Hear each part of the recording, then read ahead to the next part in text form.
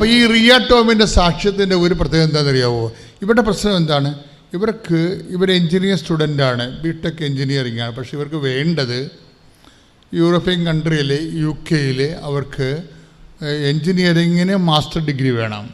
അതാണ് അവരുടെ ആവശ്യം. അതാണ് അവരുടെ സ്വപ്നം. അതാണ് എൻജിനീയറിങ്ങിന് അവർക്ക് മാസ്റ്റർ ഡിഗ്രി വേണം. ഇപ്പോൾ അവർക്ക് 2 കുഞ്ഞുങ്ങളൊക്കെ നല്ല കരിയർ ഗ്യാപ്പ് വന്നിട്ടുണ്ട്. പക്ഷേ കരിയർ ഗ്യാപ്പ് വന്നിട്ടുണ്ടെങ്കിലും ഇനിയിപ്പോൾ പിള്ളേരൊക്കെ വളർത്തിക്കൊണ്ട് ജീവിക്കാമായിരിക്കും അല്ലേ എന്നും പറഞ്ഞ് നിങ്ങൾ ചിലപ്പോൾ നിങ്ങളുടെ ഫയല് ക്ലോസ് ചെയ്ത് വെക്കും. മനസ്സിലായില്ലേ? ഇനിയിപ്പോൾ പിള്ളേരൊക്കെ ആയിപ്പോയില്ലേ, ഇനിയിപ്പോൾ അതുങ്ങളെ പഠിപ്പിക്കാം എന്നൊക്കെ പറഞ്ഞുകൊണ്ട് നമ്മളിനി എല്ലായിടത്തും ഗ്യാപ്പാണല്ലോ, ടച്ച് വിട്ടു പോയെന്നൊക്കെ പറയുകയില്ലേ. നിങ്ങൾക്ക് ടച്ച് വിട്ടു പോകാം. May be from the language you can lost your touch. പക്ഷേ നിങ്ങൾക്ക് ദൈവമായിട്ട് ടച്ച് വിട്ടു പോയില്ലെങ്കിലേ നിങ്ങളെ കർത്താവിൻ്റെ പരിഗണനയിലാണ്. സ്തുതിക്കട്ടെ, സ്തുതിക്കട്ടെ. ഹല്ലേലൂയ, ഹല്ലേലൂയ, ഹല്ലേലൂയ, ഹല്ലേലൂയ. യേശുവേ ആരാധന, ആരാധന. ഏത് സാഹചര്യത്തിലും യേശുവേ നിന്നെ മുറുകെ പിടിക്കുവാൻ, നിന്റെ സാന്നിധ്യത്തെ യേശുവേ ചേർത്ത് നിർത്തുവാൻ വഹിക്കുന്നവൻ എനിക്കായി കരുതുന്നവൻ, ഭാരങ്ങൾ വഹിക്കുന്നവൻ, എന്നെ കൈവിടാത്തവൻ, യേശുവൻ കൂടെയുണ്ട്. എന്നെ കൈവിടാത്തവൻ, യേശുവൻ കൂടെയുണ്ട്. പരിശുദ്ധ പരമദിവ്യകാരുണ്യത്തിന് ആരാധനയും സ്തുതിയും പുകഴ്ചയും ഉണ്ടായിരിക്കട്ടെ. അപ്പോഴേ ഇവർക്ക് പച്ചകടാതെ സൂക്ഷിച്ചത് എന്താണ്? ദൈവമായിട്ടുള്ള ടച്ചാണ്. ലാംഗ്വേജുമായിട്ട് ടച്ച് വിട്ടു പോയിട്ടുണ്ട്, കരിയറുമായിട്ട് ടച്ച് വിട്ടു പോയി, പക്ഷേ ദൈവമായിട്ട് ടച്ച് വിട്ടു പോയിട്ടില്ല. എൻ്റെ ദൈവഭക്തല്ലേ, ഉടമ്പടി എന്താ ചെയ്യണത്? നിന്നെ ദൈവമായിട്ട് ടച്ച് ചെയ്യിക്കുകയാണ്. മനസ്സിലായില്ലേ? ദൈവമായിട്ട് നിൻ്റെ ജീവിതത്തിൽ നിൻ്റെ സ്വപ്നങ്ങളെ സാക്ഷാത്കരിക്കാൻ, നിന്നെ ഒരു വലിയ പവർ ഹൗസുമായിട്ട് നിന്നെ ടച്ച് ചെയ്യിക്കാൻ. കാര്യം ഉടമ്പടി ബൈബിളിലെ എല്ലാ പേജുകളിലും ഉടമ്പടിയുടെ വാട്ടർമാർക്കാണ് ഉള്ളത്. നമ്മൾ ബൈബിൾ പരിശോധിക്കുമ്പോൾ എല്ലാ പേജിലും ഉണ്ടാവും ഉടമ്പടിയുടെ ഒരു വാട്ടർമാർക്ക്. ബൈബിളിൻ്റെ ഒരു സെക്യൂരിറ്റി നമ്മൾ ത്രെഡെന്ന് പറയത്തില്ലേ, സെക്യൂരിറ്റി ത്രെഡ് എന്ന് പറയുന്നത് ഈ ഉടമ്പടിയുടെ വാട്ടർമാർക്കാണ്. എന്നുവെച്ചാൽ ഉടമ്പടിയുടെ ഛായാപരമായിട്ടുള്ള അതിൻ്റെ സൊല്യൂഷൻസ് അല്ലെ ഇക്വേഷൻസ് എല്ലാ പേജിലും കാണും. അതാണ് ബൈബിളിൻ്റെ അതോറിറ്റി എന്ന് പറയണത്. കാര്യം ബൈബിൾ ബേസിക്കായിട്ട് ഉടമ്പടി ബുക്കാണല്ലോ. മോസസിൻ്റെ കാലത്ത് ആദ്യമായി പരിശുദ്ധാത്മാവ് മോസസിലൂടെ ബൈബിൾ എഴുതാൻ തുടങ്ങുന്ന സമയത്ത് മോസസ് തന്നെ വിളിച്ചിരുന്ന പേര് ഉടമ്പടി ബുക്ക് എന്നാണ് വിളിച്ചിട്ടുണ്ടിരുന്നത്, ബൈബിൾ എന്നല്ല വിളിച്ചത്. അപ്പോൾ ബൈബിള് അപ്പത്തിന് വിശുദ്ധ ഗ്രന്ഥം ഉൽപ്പത്തി തൊട്ട് വെളിപാട് വരെ അത് ഒരു ബുക്ക് ഓഫ് കോവനൻ്റാണ്, ഉടമ്പടി ബുക്കാണ്. അതുകൊണ്ട് അതിൻ്റെ എല്ലാ പേജുകളിലും ഉടമ്പടിയുടെ വ്യത്യസ്തങ്ങളായ ഛായകളിങ്ങനെ വാട്ടർമാർക്ക് പോലെ ജല ഛായ പോലെകളിങ്ങനെ കിടക്കും. അതിനകത്ത് ഒരു വചനമാണ് നമ്മൾ 14:23 യോഹന്നാൻ്റെ സുവിശേഷം. യോഹന്നാൻ്റെ സുവിശേഷം 14:23 ഒന്ന് വായിച്ചോളൂ. നിങ്ങൾ എന്നെ സ്നേഹിക്കുകയും എൻ്റെ വാക്ക് നിങ്ങളിൽ നിലനിൽക്കുകയും ചെയ്താൽ പിന്നെന്താ സംഭവിക്കുക? അതിൻ്റെ സംഭവം എന്താണ്? അത് ഉടമ്പടി. എന്നാൽ നിങ്ങൾ ഉടമ്പടി ചെയ്താലെന്നുള്ള വാക്കാണ് വരണത്. നിങ്ങൾ എന്നെ സ്നേഹിക്കുകയും എൻ്റെ വാക്ക് നിങ്ങളിൽ, വായിച്ചോളൂ. യോഹന്നാൻ 14:23 എന്നെ സ്നേഹിക്കുന്നവൻ എൻ്റെ വചനം പാലിക്കും. ഒന്നേറ്റ് പറഞ്ഞ്, എന്നെ സ്നേഹിക്കുന്നവൻ എൻ്റെ വചനം പാലിക്കും. ഓക്കെ, വായിച്ചോളൂ. അപ്പോൾ എൻ്റെ പിതാവ് അവനെ സ്നേഹിക്കുകയും ഞങ്ങൾ അവന്റെ അടുത്ത് വന്ന് അവനിൽ വാസമുറപ്പിക്കുകയും ചെയ്യും. ഇതാണ് ഇതിൻ്റെ ഇക്വേഷൻ എന്ന് പറയുന്നത്. മനസ്സിലായില്ലേ? എന്ന് വെച്ച് കഴിഞ്ഞാൽ സ്നേഹമാണ് എൻ്റെ ബേസിക്. ഉടമ്പടി എടുക്കാൻ പോകുമ്പോൾ നമ്മൾ ശ്രദ്ധിക്കേണ്ടതെന്ന് വെച്ചാൽ ആദ്യം നമ്മൾ ആത്മോശോധന ചെയ്യണത് എന്താണ്? കർത്താവേ, എനിക്ക് അങ്ങയുള്ള സ്നേഹത്തെ ഒന്ന് വർദ്ധിപ്പിക്കണമേ. കാര്യം ഉടമ്പടി ദൈവസ്നേഹത്തിൻ്റെ പദ്ധതിയാണ്. ഒന്ന് പ്രാർത്ഥിച്ച്, കർത്താവേ, എനിക്ക് അങ്ങയോടുള്ള സ്നേഹം വർദ്ധമാനമാക്കണമേ. ഇതൊരു ബേസിക് പ്രെയറാണ്. എന്താ കാര്യം? എന്താ സംഭവിക്കണത്? നിങ്ങൾ എന്നെ സ്നേഹിക്കുമ്പോൾ എന്താ സംഭവിക്കണം? എൻ്റെ ഇഫക്റ്റ് എന്താണ്? നിങ്ങൾ എൻ്റെ വാക്ക് നിങ്ങൾ പാലിക്കും. എന്ന് വെച്ചാൽ അവൻ പറയണ പോലെ ചെയ്യും. അതാണ് സംഭവം. മരിയൻ ഉടമ്പടി എന്താണ്? അവൻ പറയണ പോലെ ചെയ്യുന്നതാണ്. അത് തന്നെയാണ് ആ യോഹന്നാൻ 2:5 അതേ ഉടമ്പടി ഫോർമുല തന്നെയാണ് 14:23 വരണത്. അതാണ് ഞാൻ പറഞ്ഞത്. ബൈബിളിൻ്റെ ഓരോ പേജുകളിലും ഉടമ്പടിയുടെ വാട്ടർമാർക്ക് ഉണ്ടാണ്. ബൈബിളിൻ്റെ സെക്യൂരിറ്റി എന്ന് പറയുന്നത് അതാണ്. സെക്യൂരിറ്റി ത്രെഡ് എന്ന് പറയുന്നത് അതാണ്. ബൈബിളിൻ്റെ അതൊരു വിശുദ്ധ ഗ്രന്ഥമാണ്, ദൈവം നൽകിയ ഗ്രന്ഥമാണെന്ന് പറയണത്. കാര്യം ഉടമ്പടി ബേസിലാണ് അന്ത്യം വരെ പോണത് എല്ലാപ്പോഴും. അപ്പം നമ്മൾ വിചാരിക്കുന്ന പോലെ ഒരു ഒറ്റപ്പെട്ട സംഭവമല്ല. നിങ്ങൾ ഉടമ്പടി ചെയ്യുമ്പോൾ നിങ്ങൾക്കൊരു 90 ദിവസത്തേക്ക് ഉടമ്പടി ചെയ്യാൻ പറ്റത്തില്ല. അതെപ്പോഴും ഓർത്തേക്കണം. മരിയൻ ഉടമ്പടി ആശ്രയിച്ച് അതിൻ്റെ അനുഷ്ഠാന ക്രമങ്ങൾ 90 ദിവസം ഉള്ളെങ്കിലും ബൈ റിലേഷൻ ഉടമ്പടി ബേസിക് അതിൻ്റെ പേരെന്താണ്? ബേരിദ് എന്നാണ്. ബേരിദ്, നോട്ട് കരാർ. കരാർ മീൻസ് ആൾക്കാർ തമ്മിൽ ചെയ്യുന്ന, മനുഷ്യന്മാർ തമ്മിൽ ചെയ്യുന്നതിനാണ്, സമ്മതങ്ങൾക്കാണ്, പരസ്പര സമ്മതത്തിനാണ് കരാർ എന്ന് പറയുന്നത്. അത് അറബിക് ടേമാണ്. പക്ഷെ ഉടമ്പടി എന്ന് പറയുന്നത് ഹീബ്രു ടേമാണ്. ഹീബ്രു ടേമിൻ്റെ ഉടമ്പടിക്ക് കവനൻ്റ് എന്ന് നമ്മൾ ഇംഗ്ലീഷിൽ പറയുന്നുണ്ടെങ്കിലും അത് ആക്ച്വൽ ഹെബ്രായ ഭാഷയിൽ പറയണത് ബേരിദ് എന്നാണ്. ബേരിദ് മീൻസ് റിലേഷൻ. നിങ്ങൾ ദൈവവുമായിട്ടൊരു റിലേഷനിൽ വരികയാണ്. 90 ദിവസത്തേക്കാണ് ആ റിലേഷൻ. ആണോ? നിങ്ങൾ പറയാം, ആണോ? അല്ല. ഒരു അനുഷ്ഠാനക്രമം എന്ന രീതിയിൽ നിങ്ങൾക്ക് വേണമെങ്കിൽ 90 ദിവസം കഴിയുമ്പോൾ അത് ആ അനുഷ്ഠാനക്രമം അവസാനിപ്പിക്കാം. പക്ഷേ റിലേഷൻ പോകത്തില്ല. ദാറ്റ് മീൻസ് നിങ്ങൾ ദൈവവുമായിട്ട് ഒരു കരുതൽ, ഒരു നിത്യത വരെയുള്ള റിലേഷന് ആക്കം കൂട്ടുകയും അതിനെ ബ്രഷപ്പ് ചെയ്യുകയും അതിനെ പുഷ്ടിപ്പെടുത്തുകയും ചെയ്യുന്ന ഒരു ആത്മീയ നടപടിക്രമമാണ് ഉടമ്പടി എന്ന് പറയണം, മരിയൻ ഉടമ്പടി. അപ്പം അതുകൊണ്ടാണ് എന്താണ് ഒന്നൊരു വായിച്ച വചനങ്ങൾ 14:23. എന്നെ സ്നേഹിക്കുന്നവൻ എൻ്റെ വചനം പാലിക്കും. ഒന്ന് ഏറ്റുപറഞ്ഞ സ്വരത്തിൽ, എന്നെ സ്നേഹിക്കുന്നവൻ എൻ്റെ വചനം പാലിക്കുന്നു. അപ്പോൾ എൻ്റെ പിതാവ് അവനെ സ്നേഹിക്കുകയും. അതിന്റെ ഇഫക്റ്റ് എന്താണ്? വചനം പാലിക്കുമ്പോൾ എന്താ സംഭവിക്കണത്? നമ്മൾ വചനം പാലിക്കുകയാണ്. ഇപ്പം നിങ്ങൾ ഈശോ പറഞ്ഞത്, ഞാൻ രോഗിയായിരുന്നു, നിങ്ങൾ എന്നെ സന്ദർശിച്ചു. അപ്പോൾ നമ്മൾ രോഗികളെ സന്ദർശിക്കുമ്പോൾ കർത്താവിൻ്റെ വചനം നമ്മൾ പാലിക്കുകയാണ്. അപ്പോൾ വചനം പാലിക്കുമ്പോൾ എന്താ സംഭവിക്കണം? വായിച്ചോളൂ. എൻ്റെ പിതാവ് അവനെ സ്നേഹിക്കും. അപ്പോൾ എൻ്റെ പിതാവ് അവനെ സ്നേഹിക്കും. കാര്യം മാറി. മനസ്സിലായില്ലേ? വിഷയം മാറി. ഉടമ്പടി എടുക്കുമ്പോഴുള്ള അവസ്ഥ അല്ല ഇപ്പോൾ വരാൻ പോണത്. എന്താണ്? എൻ്റെ പിതാവ് രംഗത്ത് വരാൻ പോവുകയാണ്. അപ്പോൾ എൻ്റെ പിതാവ് ഉടമ്പടി നിങ്ങൾ വിചാരിക്കരുത് ഇത് ഈശോയുമായിട്ടാണ് ഉടമ്പടി ചെയ്യണമെങ്കിലും ഇതിൻ്റെ ഇഫക്റ്റ് വരുത്തുന്ന ആരാണ്? എൻ്റെ പിതാവ്. വായിച്ചോളൂ. എൻ്റെ പിതാവ് അവനെ സ്നേഹിക്കുകയും. എൻ്റെ പിതാവ് അവനെ സ്നേഹിക്കുകയും. ഏറ്റു പറഞ്ഞേ. ഞങ്ങൾ അവന്റെ അടുത്ത് വന്ന്. ദേവനെ കണ്ടില്ലേ? ഞങ്ങൾ എന്ന് പറഞ്ഞ്, ഞങ്ങൾ അവന്റെ. ഇപ്പൊ ഞങ്ങൾ എന്ന് പറയുമ്പോൾ ആരാണ്? പരിശുദ്ധാത്മാവ് കൂടിയായി. ഉടമ്പടി പോണ പോക്കുണ്ടില്ലേ? വെട്ടിച്ചെല്ല് പോലെ കയറി പോവുകയാണ്. നിങ്ങൾ ഗവൺമെൻറ് ആശുപത്രിയിൽ പോയി ഒരു രോഗിനെ കണ്ടതാണ് വിഷയം പറഞ്ഞാൽ കണ്ട നിങ്ങൾ ചെയ്ത അത്രേ ഉള്ളൂ. പക്ഷെ അത് ദൈവസ്നേഹത്തോടെയാണ് ചെയ്തതെങ്കിൽ സംഭവിക്കാമല്ലോ എന്താണ്?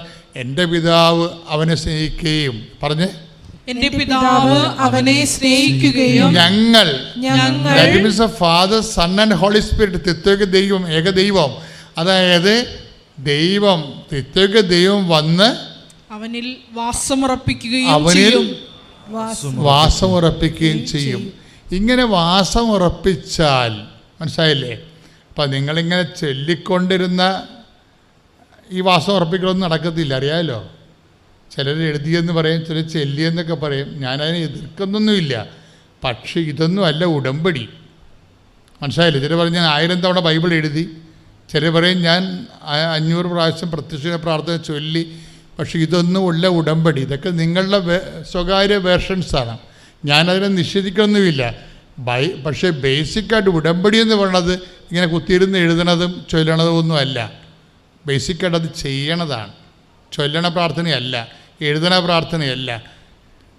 ഉടമ്പടി ചെയ്യുന്ന പ്രാർത്ഥനയാണ്. നിങ്ങളെന്നെ സ്നേഹിക്കുകയും എൻ്റെ വചനം നിങ്ങൾ പാലിക്കുകയും ചെയ്യുമ്പോഴേ എൻ്റെ പിതാവ് വന്ന് നിങ്ങളിൽ വസിക്കും. എന്താ? എൻ്റെ പിതാവ് നിങ്ങളെ സ്നേഹിക്കുകയും. പേര് ഏഞ്ചൽ. ഞാൻ എറണാകുളം ജില്ലയിൽ പുത്തൻവേലിക്കര ലൂർദ് മാതാ ദേവാലയത്തിൽ നിന്നാണ് വരുന്നത്. ഞാൻ ആദ്യമായിട്ട് ഇവിടെ ഉടമ്പടി എടുത്തത് 2022 ജൂൺ 4-ാം തീയതിയാണ്. ഞാൻ കഴിഞ്ഞ ഒക്ടോബർ മുതൽ UK പോകാനായിട്ട് നോക്കിയിരുന്നു. ജനുവരി ഇൻടേക്കിനാണ് നോക്കിയിരുന്നത്. ആ സമയത്ത് ഞാൻ യൂണിവേഴ്സിറ്റിക്ക് അപ്ലൈ ചെയ്തു. അവരെനിക്ക് ഓഫർ ലെറ്റർ നൽകി. അവർ ഫസ്റ്റ് ഇൻ്റർവ്യൂ ഷെഡ്യൂൾ ചെയ്തു. ഇൻ്റർവ്യൂവിന് ഞാൻ നന്നായി കോൺഫിഡൻസോടുകൂടിയൊക്കെ കയറിയത്, പക്ഷേ ഞാൻ ഫെയിലായി. അവരത് എനിക്ക് റീഷെഡ്യൂൾ ചെയ്ത് തന്നു. ആ സമയത്തും ഞാൻ ഫെയിലായി. അപ്പോൾ ഞാൻ ഒത്തിരി നിരാശപ്പെട്ടു. എന്നാലും ഞാൻ പ്രാർത്ഥനയോടെ മുന്നോട്ട് പോയി. ജനുവരി ഇൻടേക്കിന് പോകാൻ പറ്റാതെ ഞാൻ മെയിൻ ടേക്കിലേക്ക് നോക്കി. മെയിൻ ടേക്കിലേക്ക് ആണെങ്കിൽ എനിക്ക് ഓഫർ ലെറ്റർ അവർ ഒറ്റ യൂണിവേഴ്സിറ്റി നൽകിയില്ല. കാരണം എനിക്കൊരു ഇയർ ഗ്യാപ്പ് ഉണ്ട്, 6 ഇയറോളം. അതിനാൽ എനിക്ക് ഓഫർ ലെറ്റർ പോലും കിട്ടിയില്ല.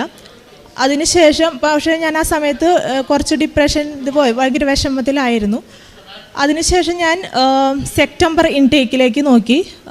2 യൂണിവേഴ്സിറ്റിയിൽ നിന്ന് എനിക്ക് ഓഫർ ലെറ്റർ വന്നു. ഓഫർ ലെറ്റർ വന്ന് ഞാൻ ഇൻ്റർവ്യൂവിൽ നന്നായി പഠിച്ചൊരുങ്ങി. മാതാവിൻ്റെ കാശുരൂപവും വലത്തെ കയ്യിൽ കൊന്തയും പിടിച്ചിട്ടാണ് ഞാൻ ഇൻ്റർവ്യൂ അറ്റൻഡ് ചെയ്തത്. അവർ ഇൻ്റർവ്യൂ എനിക്ക് ചോദിക്കുന്ന ചോദ്യങ്ങൾ എനിക്ക് ക്ലിയർ അല്ലായിരുന്നു. കാരണം അവരുടെ ലാംഗ്വേജ് നമുക്ക് ഗ്രാസ്പ് ചെയ്യാൻ ഇത്തിരി പാടാണ്. പക്ഷെ എന്നാലും എനിക്ക് എന്തൊക്കെയോ എവിടെ നിന്നോ പറഞ്ഞു തരുന്ന പോലെ എല്ലാം കറക്റ്റ് ആൻസറുകൾ എനിക്ക് പറയാൻ പറ്റി. പക്ഷെ എനിക്ക് ഇൻ്റർവ്യൂ പാസ്സാവുമെന്ന് ഞാൻ ഒരിക്കലും വിചാരിച്ചതല്ല. മാതാവ് എനിക്ക് 2 ഇൻ്റർവ്യൂ ഞാൻ പാസ്സായി. അതിനുശേഷം ക്യാസിനായിട്ട് ഞാൻ അപ്ലൈ ചെയ്തപ്പോൾ എനിക്കൊരു ക്വാളിഫിക്കേഷൻ ചെക്ക് ഉണ്ടായിരുന്നു. അതായത് ഞാൻ യൂണിവേഴ്സിറ്റിയിൽ പഠിച്ചു എന്ന് ഒരു പ്രൂഫ് അവിടെ നിന്ന് അവർ നോക്കും, ചെക്ക് ചെയ്യും. അങ്ങനെ ചെക്ക് ചെയ്യാനായിട്ട് 10 ഡേയ്സാണ് പറഞ്ഞിരുന്നത്. പക്ഷേ അവർ ഓഗസ്റ്റ് 11 എനിക്ക് ക്വാളിഫിക്കേഷൻ ഞാൻ അപ്ലൈ ചെയ്തു. പക്ഷേ 1 മാസമായിട്ടും എനിക്ക് യാതൊരു റെസ്പോണ്ടും കിട്ടുന്നില്ല. അങ്ങനെ ഞാൻ ഒത്തിരി നിരാശപ്പെട്ടു. ആ സമയത്താണ് എൻ്റെ ഉടമ്പടി പുതുക്കേണ്ട സമയമായിരുന്നു. സെപ്റ്റംബർ 8-ാം തീയതി ഞാനിവിടെ വന്ന് ഉടമ്പടി പുതുക്കാനായിട്ട് ഇവിടെ വന്നു. അപ്പോൾ ഇവിടെ അച്ഛൻ്റെ ആരാധന നടക്കുന്നുണ്ടായിരുന്നു. ഞാൻ നന്നായി പ്രാർത്ഥിച്ചൊരുങ്ങി മുകളിൽ പോയി ഉടമ്പടി പുതുക്കി. ആ ഉടമ്പടി പുതുക്കി ഞാൻ അതിനു മുൻപ് ഞാൻ മൊബൈൽ നോക്കിയായിരുന്നു. എനിക്ക് മെയിലൊന്നും വന്നിട്ടുണ്ടായിരുന്നില്ല. ഞാൻ ഉടമ്പടി പുതുക്കി ജസ്റ്റ് ആ സ്റ്റെയർ ഇറങ്ങി അടിയിൽ വന്ന് നോക്കിയപ്പോൾ എൻ്റെ മൊബൈലിൽ മെയിൽ വന്നിരിക്കുന്നു, ക്വാളിഫിക്കേഷൻ ചെക്ക് വെരിഫൈഡ് ആയെന്ന് പറഞ്ഞിട്ട്. അതിനുശേഷം ഞാൻ ക്യാഷ് എനിക്ക് കിട്ടി.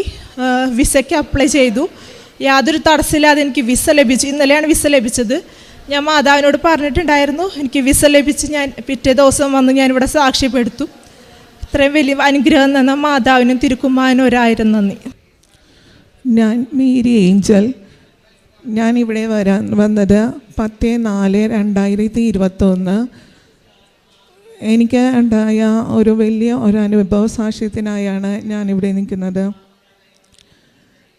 എനിക്ക് ഈ മാസം 6-ാം തീയതി ഫസ്റ്റ് പീരിയഡ്സ് ആയ ടൈമിൽ ബ്രസ്റ്റിന് വീക്കമുണ്ടാവുകയും നല്ല കല്ലിപ്പ് അനുഭവപ്പെടുകയും ചെയ്തു. അപ്പോഴത്തേക്കും ഞാൻ മാതാവിനെ ഇങ്ങനെ കാണാൻ തുടങ്ങി. ഇവിടെ എനിക്ക് വരണമെന്ന് വളരെ ആഗ്രഹിച്ചു. അങ്ങനെ ഞാനിവിടെ വന്ന് പ്രാർത്ഥിച്ചിരിക്കുമ്പോൾ അച്ഛൻ്റെ കൈവയ്പ്പ് ശുശ്രൂഷയും എനിക്ക് ലഭിച്ചു. അച്ഛൻ കുരിശുരൂപം കയ്യിൽ നിന്ന് വിശ്വാസ പ്രമാണം ചൊല്ലിക്കൊള്ളാൻ പറഞ്ഞു. അതിനുശേഷം അച്ഛൻ ഈശോൻ്റെ തിരുരക്തം ഈ മോളിൽ കീമോയായി ഒഴുക്കണമേ എന്ന് പ്രാർത്ഥിച്ചു. എനിക്ക് കയ്യിൽ സായിത്ത് പുരട്ടി തന്നു. ഞാനത് ബ്രസ്റ്റിൽ പുരട്ടി. അതിനുശേഷമാണ് ഞാൻ ഗൈനക്കിനെ കാണാൻ പോയത്. മാമോഗ്രാം നിർദ്ദേശിച്ചു. മാമോഗ്രാമിൽ അൾട്രാസൗണ്ട് സ്കാനിങ്ങിലും അതിൻ്റെ റിപ്പോർട്ട് പ്രകാരം ഡോക്ടർ അത് സ്പ്രെഡിങ് നടന്നുവെന്നും ക്യാൻസർ സെൽ കൂടുതലാണെന്നും പറഞ്ഞു. ഞാൻ ആകെ വിഷമിച്ചു. ഞാൻ മാതാവിനോട് ചോദിച്ചു, മാതാവി, ഞാൻ ഉടമ്പടിയിലായിരിക്കെ എനിക്കെന്ത് ഇങ്ങനെ സംഭവിച്ചു? എനിക്ക് ഒത്തിരി പ്രയാസം തോന്നി. ഞാൻ അമ്മയോട് തിരുക്കുമാരനോടും മുട്ടിപ്പായി പ്രാർത്ഥിച്ചു കൊണ്ടിരുന്നു. FNAC ടെസ്റ്റ് എടുത്തിട്ടാണ് എന്നെ വീട്ടിലേക്ക് വിട്ടത്. അപ്പോഴത്തേക്ക് ഞാൻ ജപമാലയും അച്ഛൻ്റെ ടോക്കും എല്ലാം കണ്ടുകൊണ്ടിരുന്നു. അച്ഛൻ്റെ ടോക്കിൽ ഇങ്ങനെ പറയുന്നു, ശക്തനും ധീരനുമായിരിക്കണമെന്നും ഭയപ്പെടുകയോ പരിഭ്രമിക്കുകയോ ചെയ്യരുതെന്നും ഞാൻ നിന്നോട് കൽപ്പിച്ചിട്ടില്ലേ? നിൻ്റെ ദൈവമായ കർത്താവ് നീ പോകുന്നിടത്തെല്ലാം കൂടെയുണ്ടാവും എന്ന വചനം എന്നെ സ്പർശിച്ചു. എനിക്ക് ഉറങ്ങാൻ പോലും സാധിക്കാത്ത അവസ്ഥയിൽ ഞാൻ അച്ഛൻ്റെ ടോക്കും ഇവിടുത്തെ പ്രത്യക്ഷീകരണ പ്രാർത്ഥനയും ചൊല്ലിക്കൊണ്ടിരുന്നു. ഉടമ്പടി തൈലം ഞാൻ പുരട്ടി. FNAC റിസൾട്ട് വന്നത് എന്ന് ഡോക്ടർ പോലും അതിശയിച്ചു. ഡോക്ടർ സെൽ കൂടുതലായിരുന്നു പറഞ്ഞത്.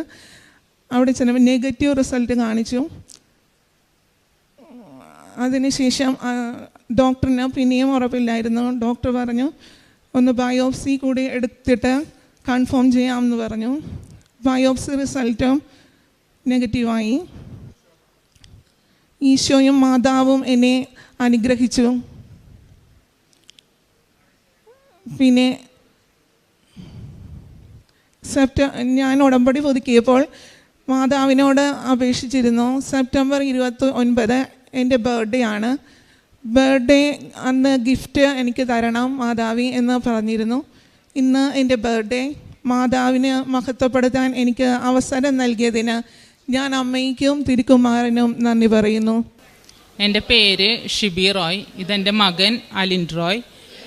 ഞങ്ങൾ പാലക്കാട് നെന്മാറ ക്രിസ്തുരാജ ദേവാലയത്തിൽ നിന്നാണ് വരുന്നത്. ഞാനിവിടെ ഉടമ്പടി എടുത്തത് എൻ്റെ മകന് വേണ്ടിയിട്ടാണ്. 2022 ജൂലൈ 11 ഉടമ്പടി എടുത്തത്. 3 മാസമാകുന്നതേ ഉള്ളൂ. മകൻ 3 തവണ IELTS എക്സാം എഴുതി തോറ്റിരുന്നു. 1.5 വർഷമായി അവൻ അതിന് ട്രൈ ചെയ്യുന്നു. 4ാം തവണ അവനെ സ്പെഷ്യൽ കോച്ചിങ്ങിനായി നല്ലൊരു IELTS സെൻറ്ററിൽ ഞങ്ങൾ ചേർത്തിരുന്നു. അതിനുശേഷം ഇവിടെ വന്ന് ഞാൻ ഉടമ്പടി എടുത്ത് പ്രാർത്ഥിച്ചു. ഡേറ്റ് ഇട്ട് തന്നെ പ്രാർത്ഥിച്ചു. ആ ഡേറ്റിന് തന്നെ അവൻ എക്സാം എഴുതി. എക്സാം എഴുതുന്നതിന് മുമ്പായി ഞാൻ അവൻ്റെ ഹോൾ ടിക്കറ്റുമായി അവനെയും കൂട്ടി ഇവിടെ വന്ന് ബഹുമാനപ്പെട്ട ജോസഫ് അച്ഛൻ്റെ കൈവെപ്പ് പ്രാർത്ഥനയും അതുപോലെ തന്നെ അച്ഛൻ അവനൊരു കാശ് രൂപം കൊടുത്ത് പ്രാർത്ഥിച്ചിരുന്നു. അതുമായി ഞങ്ങളിവിടെ നിന്ന് പോയി. അതിനുശേഷം എക്സാമിന് പോകുമ്പോൾ ഇവൻ ഈ കാശ് രൂപം കഴുത്തിലിട്ടിരുന്നു. അതിനോടൊപ്പം തന്നെ ഞാൻ വിശുദ്ധ തൈലം നെറ്റിയിൽ പൂശുകയും കുരിശു വരച്ച് അതുപോലെ തന്നെ വിശുദ്ധ ഉപ്പ് അവന് കഴിക്കാൻ കൊടുത്തു. അമ്മ മാതാവിൻ്റെ ഉടമ്പടി ലോക്കറ്റ് ഞാൻ എൻ്റെ കയ്യിലുള്ളത് അവൻ്റെ കഴുത്തിൽ ആ മാലയോട് ചേർത്ത് ഇട്ട് കൊടുത്തിരുന്നു.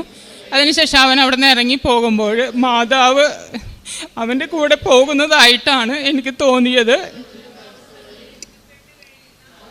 അതിനുശേഷം എക്സാമിൻ്റെ സമയത്ത് എനിക്ക് അവന് പകരം മാതാവ് അവിടെ ഇരുന്ന് പരീക്ഷ എഴുതുന്നത് പോലെ എനിക്ക് തോന്നി.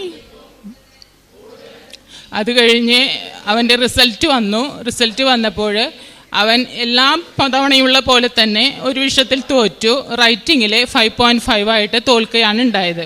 അപ്പോൾ ആ റിസൾട്ട് പറഞ്ഞപ്പോൾ ഞാൻ അവനോട് പറഞ്ഞു, വിഷമിക്കേണ്ട, ഇത് അമ്മ മാതാവിനെ പ്രവർത്തിക്കാനുള്ള അവസരമാണിത് എന്ന് പറഞ്ഞു. അപ്പോൾ ഞാൻ അവനോട് പറഞ്ഞു, നമുക്കിത് റിവാലുവേഷന് കൊടുക്കാം. അപ്പോൾ അവൻ പറഞ്ഞു, ഭയങ്കര ടഫ് പേപ്പറായിരുന്നു മമ്മി, എനിക്ക് ഒരു പ്രതീക്ഷയില്ല എന്ന് പറഞ്ഞു. അപ്പം ഞാൻ അവനോട് പറഞ്ഞു, ഞാൻ നിന്നിൽ വിശ്വസിക്കുന്നില്ല, ഞാൻ മാതാവിൽ വിശ്വസിക്കുന്നുണ്ട്. അതുപോലെ തന്നെ ബഹുമാനപ്പെട്ട ജോസഫ് അച്ഛൻ ഇവിടെ പറഞ്ഞിരുന്നു, നിങ്ങൾ ഒരു കാര്യത്തിന് വേണ്ടി ഡേറ്റ് ഇട്ടിട്ട് പ്രാർത്ഥിച്ച് വിശ്വസിച്ചാലേ അത് നടന്നു കിട്ടും. ഞാനത് വിശ്വസിച്ചു. അതുപോലെ തന്നെ ഇവിടെ ഈ ആൾത്താരയുടെ മുമ്പിൽ നമ്മുടെ പരിശുദ്ധ അമ്മ പ്രത്യക്ഷപ്പെട്ട ഈ ആൾത്താരയുടെ മുന്നിൽ മാതാവിൻ്റെ സാന്നിധ്യമുണ്ട്. ഇവിടെ വന്ന് നിങ്ങൾ കണ്ണുനീരോടെ പ്രാർത്ഥിച്ചിട്ടുണ്ടെങ്കിൽ അത് വ്യർത്ഥമാവില്ല, അത് സാധിച്ചു കിട്ടുമെന്ന് പറഞ്ഞിരുന്നു. ഞാനത് അതേപടി വിശ്വസിച്ചു. ഈ 2 വിശ്വാസം ഏറ്റെടുത്തുകൊണ്ട് ഞാൻ മുന്നോട്ട് പോയി. അങ്ങനെ റിവാലുവേഷന് കൊടുക്കാമെന്ന് വിചാരിച്ചു. അങ്ങനെ മോനോട് ഞാൻ ഇവിടെ വന്ന് പ്രാർത്ഥിക്കാനായിട്ട് ഞാൻ പോരുകയാണ് റിവാലുവേഷൻ കൊടുക്കുന്നതിന് മുമ്പ്. അപ്പോൾ ഞാൻ അവനോട് പറഞ്ഞു, നീ എൻ്റെ കൂടെ വായോ എന്ന് പറഞ്ഞപ്പോൾ അവൻ പറഞ്ഞു, ഇല്ല മമ്മി, ഞാൻ സാക്ഷ്യം പറയാനേ വരുന്നുള്ളൂ എന്ന് പറഞ്ഞു. എന്തോ അവൻ അങ്ങനെ പറയാൻ തോന്നി. അങ്ങനെ ഞാൻ അവിടെ നിന്ന് എൻ്റെ ഹസ്ബൻഡിനും കൂട്ടി ഇവിടെ വന്നു. ഞാനിവിടെ വന്ന് മാതാവിൻ്റെ മുമ്പിൽ ഇവൻ്റെ റിസൾട്ട് മൊബൈലിലെടുത്ത് സൂം ചെയ്ത് ഞാനിവിടെ ഈ മുൻപിൽ വെച്ചിട്ട് ഞാൻ പറഞ്ഞു, മാതാവ് ഇവൻ്റെ റിസൾട്ട് 5.5 ആണ് റൈറ്റിങ്ങിൽ കിടക്കുന്നത്. അമ്മ മാതാവ് അത് റിവാലുവേഷൻ നടത്തി, അമ്മ തന്നെ റിവാലുവേഷൻ നടത്തി. മറ്റൊരാൾ പേപ്പർ നോക്കുന്നതിന് മുമ്പ് തന്നെ അമ്മ അത് നോക്കണം, എന്നിട്ട് അത് 6 ആക്കി എൻ്റെ മകനെ ജയിപ്പിക്കണം എന്ന് ഞാൻ വിശ്വസിച്ച് പ്രാർത്ഥിച്ച് ഇവിടെ നിന്ന് പോയി. അത് കഴിഞ്ഞ് ഇവൻ്റെ റിസൾട്ട് വന്നപ്പോൾ അത്ഭുതം എന്ന് പറയട്ടെ, ഞാൻ ചോദിച്ച 5.5 മാറ്റി 6 ആക്കി മാതാവ് അവനെ 6.5 സ്കോറോടുകൂടെ ജയിപ്പിച്ചു. അമ്മയ്ക്ക് കോടാനുകോടി നന്ദി പറയണു. അതുപോലെ തന്നെ രണ്ടാമത് ഞാൻ വെച്ച ഒരു നിയോഗം, എൻ്റെ മമ്മിക്ക് വർഷങ്ങളായിട്ട് സ്പോണ്ടിലോസിസിൻ്റെ പ്രോബ്ലം ആണ്. അപ്പോൾ കൈ ഉയർത്താൻ പറ്റില്ല. ഒരു 15 വർഷത്തോളം ആയിട്ടുണ്ട്. കൈയൊന്നും അധികം പൊക്കാനോ മുടി കെട്ടാനോ അതുപോലെ തന്നെ മമ്മിക്ക് ബ്ലൗസ് ഇടാനോ ഒക്കെ ഭയങ്കര ബുദ്ധിമുട്ടാണ്. അപ്പോൾ അങ്ങനെ ഒരു ദിവസം ഞാൻ മമ്മീനെ വിളിച്ചപ്പോൾ മമ്മി പറഞ്ഞു, എനിക്കറിയില്ലടി, ഞാൻ ഒരു ദിവസം രാവിലെ ഇന്നിപ്പോൾ ഞാൻ ഉണർന്നപ്പോൾ എൻ്റെ മനസ്സിലിങ്ങനെ തോന്നുക, മമ്മിയോട് കൈ പൊക്ക്, നിനക്ക് കൈ പൊക്കാൻ സാധിക്കും, കൈ പൊക്കാൻ സാധിക്കും. മമ്മി ഇതെന്താ എൻ്റെ മനസ്സിൽ ഇങ്ങനെ പറയണേന്ന് മമ്മിക്ക് തോന്നിയെന്ന് പറഞ്ഞു. പിന്നെയും മമ്മിയോട് ഇങ്ങനെ പറയണ കേട്ടപ്പോൾ മമ്മി ഒന്ന് കൈ പൊക്കിയതാ. മമ്മി കുട്ടികൾ പൊക്കും പോലെ ശരിക്ക് സ്കൂളിൽ എക്സസൈസ് ചെയ്യും പോലെ കൈ ഉയർത്തും, സൈഡിലേക്കാക്കും, താഴേക്കാക്കും. മമ്മിക്ക് ഭയങ്കര സന്തോഷമായി കൈ പൊക്കാൻ പറ്റിയതിൽ. മാതാവ് അങ്ങനെ വലിയൊരു അത്ഭുതം അവിടെയും പ്രവർത്തിച്ചു. അതുപോലെ തന്നെ മറ്റൊരു സാക്ഷ്യം, എൻ്റെ മകൻ്റെ വലത്തെ കൈൻ്റെ റിസ്റ്റിൽ ഒരു 4 വർഷത്തോളം ആയിട്ടുണ്ട് ഭയങ്കര പെയിനാണ്. അവൻ കുറച്ച് നേരം ബൈക്ക് ഓടിക്കുകയോ അല്ലെങ്കിൽ എന്തെങ്കിലും കാര്യമായിട്ട് ചെയ്യുമ്പോഴൊക്കെ അവനത് ഭയങ്കര ബുദ്ധിമുട്ടാണ്. അപ്പോൾ ഞങ്ങൾ അവനെ ഹോസ്പിറ്റലിൽ 1-2 ഡോക്ടേഴ്സിനെ കാണിച്ചപ്പോൾ അവർ എക്സ്റേ എടുത്ത് നോക്കുമ്പോൾ എല്ലിനൊന്നും പ്രശ്നമില്ല, ഞരമ്പിന് എന്തെങ്കിലും ഉണ്ടോ എന്ന് അറിയുന്നില്ല. എന്തായാലും നമുക്ക് വേദന മാറുന്നില്ലെങ്കിൽ ഇനി ഒരു MRI സ്കാൻ എടുത്ത് നോക്കാമെന്ന് പറഞ്ഞായിരുന്നു. ഞങ്ങളത് അത്ര കൂട്ടാക്കിയില്ല, അങ്ങനെ ഇട്ടു. പക്ഷെ ഇവിടെ നിയോഗത്തിൽ വെച്ച് അത് പ്രാർത്ഥിച്ചു. 1 മാസത്തിനുള്ളിൽ തന്നെ അവൻ്റെ കൈയിൻ്റെ വേദന പൂർണ്ണമായി മാറി. അതിനോടൊപ്പം തന്നെ അവനവിടെ ഞങ്ങൾ ILTSന് ചേർത്തിയ സ്ഥലത്ത് ഫുഡ് പുറത്തുനിന്ന് കഴിച്ചിരുന്നത് 2 മാസക്കാലം. അപ്പോൾ അവിടെ നിന്ന് ഫുഡ് ഇൻഫെക്ഷനായിട്ട് ഹോസ്പിറ്റലൈസൊക്കെ ചെയ്തിരുന്നു. പക്ഷേ എന്നിട്ടും അവന് അത് മാറിയില്ല. അവൻ്റെ വയറിൽ എരിച്ചിലും എന്ത് കഴിച്ചാലും വയറിന് എരിച്ചിലും വേദനയും ഉണ്ടായിരുന്നു. ഞങ്ങൾ വിശുദ്ധ ഉപ്പും അതുപോലെ തന്നെ തൈലൊക്കെ വെച്ച് പ്രാർത്ഥിച്ചപ്പോൾ അവനത് പൂർണ്ണമായി മാറി. ഇപ്പോൾ അവന് വയറിന് ഒരു അസ്വസ്ഥതകളും ഇല്ല. മാതാവിന് നന്ദി. അതുപോലെ തന്നെ ഇവൻ തോറ്റ സമയത്ത് ഞാൻ എൻ്റെ പ്രാർത്ഥന ഇതിൽ കൂട്ടിയിരുന്നു. മുട്ടുമ്പോൾ നിന്നിട്ട് ഞാൻ 3 കൊന്ത വെച്ച് ചെല്ലിയിരുന്നു. 1 കൊന്ത പോലും ഞാൻ നേരെ ചെല്ലില്ല. 1 കൊന്ത ചെല്ലി തീരുമ്പോഴേക്കും ആ 1 കൊന്ത ഞാൻ എനിക്ക് തന്നെ അവകാശപ്പെടും. കാരണം ഒന്നല്ലേ ചെല്ലിയുള്ളൂ, കുടുംബത്തിന് വേണ്ടി സമർപ്പിക്കുമായിരുന്നു. പക്ഷേ ഇപ്പോൾ ഞാൻ എത്ര കൊന്ത വേണമെങ്കിലും ചൊല്ലും. ആ 3 കൊന്ത മോന് വേണ്ടി ചൊല്ലി സമർപ്പിച്ച് പ്രാർത്ഥിച്ച സമയത്ത് 3 ദിവസം എനിക്ക് മുട്ട് കുത്തുമ്പോൾ ഒത്തിരി ബുദ്ധിമുട്ടുണ്ടായിരുന്നു, വേദനയുണ്ടായിരുന്നു. ഉള്ളിൽ കുറച്ച് സൗണ്ടും കാര്യങ്ങളൊക്കെ മുട്ടിൽ എനിക്ക് അനുഭവപ്പെടാറുണ്ട്. 3-ാം ദിവസം മുട്ടുകുത്തി എണീക്കുമ്പോൾ എനിക്ക് മുട്ടിന് പറ്റാതെയായി. അപ്പോൾ ഞാൻ അവിടെ ഇരുന്ന് കാലിങ്ങനെ നിവർത്തി എണീറ്റ് പോയി. 4-ാം ദിവസം മുട്ടുകുത്തി എണീറ്റപ്പോൾ ഞാൻ അറിയാതെ തന്നെ എൻ്റെ മാതാവ് എന്നിൽ അത്ഭുതം പ്രവർത്തിച്ചു. എൻ്റെ മുട്ടിൻ്റെ വേദന പൂർണ്ണമായും മാതാവ് എടുത്ത് മാറ്റി. മാതാവിന് നന്ദി. അതുപോലെ തന്നെ ഞാൻ ഒരു ദിവസം പുലർച്ചെ പ്രാർത്ഥിച്ചുകൊണ്ടിരിക്കുമ്പോൾ എനിക്കറിയില്ല, ഞാൻ അറിയാതെ ഛർദ്ദിക്കണ പോലെ ഓക്കാനിച്ചുകൊണ്ടിരിക്കുക. എന്തെങ്ങനെ ഓക്കാനിക്കണമെന്ന് എനിക്ക് മനസ്സിലാവുന്ന, വായനൊന്നും പോകുന്നുമില്ല. അങ്ങനെ 2-3 തവണ റിപ്പീറ്റ് ചെയ്തു. ആ സമയത്ത് എൻ്റെ മനസ്സിലൊരു സ്വരം കേൾക്കുകയാണ്, നിനക്ക് വർഷങ്ങളായിട്ടുള്ള നിൻ്റെ യാത്ര ചെയ്യുമ്പോഴുള്ള ഛർദ്ദി ഞാൻ എടുത്തു മാറ്റി, നീ ഇനി കവർ കൊണ്ട് നടക്കേണ്ട കാര്യമില്ല കേട്ടോ എന്ന്. എനിക്ക് ആകാതിശയായിപ്പോയി. അതിനുശേഷം 2 തവണയായി ഞാൻ ഇങ്ങോട്ട് വരുന്നു. യാത്ര ചെയ്യുമ്പോൾ ഛർദ്ദിയില്ല. 24 വർഷമായി എനിക്ക് യാത്ര ചെയ്യുമ്പോൾ ഛർദ്ദി. എൻ്റെ മോള് ജനിച്ചതിന് ശേഷം ഞാൻ യാത്രകൾ കുറച്ചു. അതിനുശേഷം കാറിൽ പോലും എനിക്ക് യാത്ര ചെയ്യാൻ പറ്റില്ല. ഞാൻ യാത്ര ചെയ്യുന്നുണ്ടെങ്കിൽ അവോമിൻ ടാബ്ലറ്റ് എടുത്തിട്ടാണ് ഞാൻ യാത്ര ചെയ്യാറ്. ഇങ്ങോട്ടേക്ക് ബാസനത്തേക്ക് വരുമ്പോൾ രാവിലെ ഒരു ടാബ്ലറ്റ് എടുത്തിട്ട് വരും. 5 മണിക്കൂർ യാത്രയുണ്ട്. ഇവിടെ നിന്ന് ഞാൻ വൈകുന്നേരം തിരിച്ചു പോകുമ്പോൾ വീണ്ടും ഒരു പകുതി അവോമിൻ കഴിക്കും. എന്നിട്ടും ധൈര്യമില്ലാതെ കവർ കൈ പിടിച്ചിട്ട് ഞാൻ പോവുക. ഉറങ്ങിയാണ് ഞാൻ എല്ലാ യാത്രകളും ചെയ്യാറ്. അതുകൊണ്ട് യാത്രകളിലെ കാഴ്ചകളൊന്നും ഞാൻ കാണാറില്ല. പക്ഷേ ഇപ്പോൾ ഞാൻ 2 തവണയായി ബാസന്തി വരുന്നു. ഇന്ന് ഞാൻ വരുമ്പോൾ ഞാൻ ഗുളിക എടുത്തിട്ടില്ല. പക്ഷേ എൻ്റെ ഈ 2 എനിക്ക് കിട്ടിയ ഈ രഹസ്യത്തിൽ മാതാവ് ചെയ്തു തന്ന ഈ 2 അത്ഭുതം എൻ്റെ വീട്ടിൽ എൻ്റെ ഭർത്താവിന് പോലും അറിയില്ല. എനിക്ക് എൻ്റെ മാതാവ് രഹസ്യത്തിൽ ചെയ്തു തന്ന അത്ഭുതം ഞാനത് പരസ്യമാക്കുന്നത് ഈ കൃപാസനത്തിൽ വന്നിട്ടാകട്ടെ എന്ന് ഞാൻ മനസ്സിൽ വിചാരിച്ചിരുന്നു. ഇപ്പോഴായിരിക്കും ഇത് കേൾക്കുമ്പോഴായിരിക്കും അവരിതെല്ലാം അറിയാൻ പോകുന്നത്. പിന്നെ അതിന് മാതാവിന് കോടാനുകോടി നന്ദി. അതുപോലെ തന്നെ വിശുദ്ധ വസ്തുക്കളുടെ ഉപയോഗത്തിൽ എൻ്റെ മകൾ ഗർഭിണിയാണിപ്പോൾ. അവൾക്ക് 7 മാസം സമയമായിട്ട് 7 മാസമായിട്ട് സ്റ്റാർട്ടിങ്ങിൽ തൊട്ട് ഗർഭകാലം തൊട്ടേ അവൾക്ക് തണ്ടൽ വേദനയാണ്. അപ്പോൾ ആ നടുവേദന മാറുന്നില്ല. അപ്പോൾ ഡോക്ടർ ആദ്യം പറഞ്ഞു 14 ആഴ്ച കഴിഞ്ഞാൽ മാറിയില്ല. പിന്നെ അത് ശീലമായിക്കോളും എന്ന് പറഞ്ഞ പോലെ തന്നെ അതിന് പ്രസവം വരെ ഉണ്ടാവുമെന്ന് പറഞ്ഞിരുന്നു. 7 മാസം അവളത് അനുഭവിച്ചപ്പോൾ 7-ാം മാസത്തിൽ അവളെ കൂട്ടിക്കൊണ്ട് വന്നതിന് ശേഷം ഞാൻ അവൾക്ക് ഉടമ്പടി തണ്ടലിൽ പുരട്ടി പ്രാർത്ഥിച്ചു. ആ പ്രാർത്ഥിച്ചതിൻ്റെ ഫലം 2 ആഴ്ച പറ്റിയുള്ളൂ അവളുടെ നടുവേദന പൂർണ്ണമായിട്ടും മാറി. ഇപ്പോൾ അവൾക്ക് 9 മാസമാണ്. 9-ാം മാസമായപ്പോൾ അവൾക്ക് അടിവയറ്റിൽ ഭയങ്കര ചൊറിച്ചിലുണ്ട്. അത് സ്വാഭാവികമായി ഉണ്ടാകുന്നതാണ്. എന്നിരുന്നാലും ഞാനത് അവളുടെ ആ ബുദ്ധിമുട്ട് മാറാനായിട്ട് ഈ വിശുദ്ധ തൈലവും വിശുദ്ധ ഉപ്പും തേനും കൂടെ ഞാൻ മിക്സ് ചെയ്ത് ആ മിക്സ് അവളുടെ അടിവയറ്റിൽ വിശ്വാസ പ്രമാണം ചൊല്ലി കുരിശിട്ട് പ്രാർത്ഥിച്ചിരുന്നു. 3 ദിവസം തുടർച്ചയായി പ്രാർത്ഥിച്ചു. അത്ഭുതം എന്ന് പറയട്ടെ, അവളുടെ അടിവയറ്റിൽ ചൊറിച്ചിലിനോടൊപ്പം തന്നെ ഗർഭകാലത്ത് പല സ്ത്രീകൾക്കുണ്ടാകുന്ന അടിവയറ്റിലുള്ള ആ പാടുകൾ കറുത്ത കളറിൽ അവൾക്കുണ്ടായിരുന്നു. അതെല്ലാം വളരെ ലൈറ്റ് ഷെയ്ഡായി മാറി അത്ഭുതമായി മാതാവ് അത് മാറ്റി തന്നു.